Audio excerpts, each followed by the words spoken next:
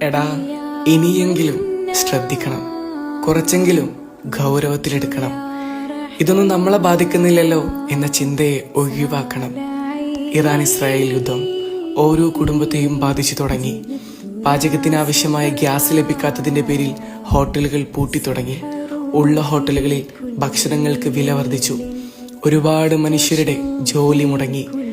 Petrol പമ്പുകളിൽ വാഹന ഇന്ധനങ്ങൾ കിട്ടാനില്ല. രാജ്യത്തിന്റെ പ്രധാനമന്ത്രി വീണ്ടും ഒരു ലോക്ക്ഡൌണിന്റെ സൂചനകൾ നൽകി തുടങ്ങി. ഇനിയും നമ്മൾ ബോധവാന്മാരായില്ലെങ്കിൽ ഒരുപക്ഷെ നമ്മളും ഒരു നേരത്തെ ഭക്ഷണത്തിന് ഗതിയില്ലാത്തവരായി മാറും. ലോകം അന്ധകാരത്തിന്റെയും ആക്രമണത്തിന്റെയും അഹന്തതയുടെയും അരാജകത്വത്തിന്റെയും ആഴങ്ങളിലേക്ക് കൂപ്പുകുത്തിക്കൊണ്ടിരിക്കുന്നു. ഇതിനെതിരെ നമ്മളെ കൊണ്ടൊന്നും ചെയ്യാൻ കഴിയില്ലല്ലോ എന്ന് ചിന്തിക്കരുത്.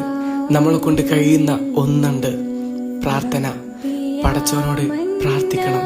നന്മക്ക് വേണ്ടി, സഹായത്തിനു വേണ്ടി, പരസ്പര സ്നേഹത്തിനും ഐക്യത്തിനും സമാധാനത്തിനും വേണ്ടി പ്രാർത്ഥിക്കണം. അതേ ഇനി നമ്മുടെ മുന്നിലൊരു വഴിയുള്ളൂ. നാഥ, നിന്റെ കാവൽ നൽകണേ അല്ലാഹ്.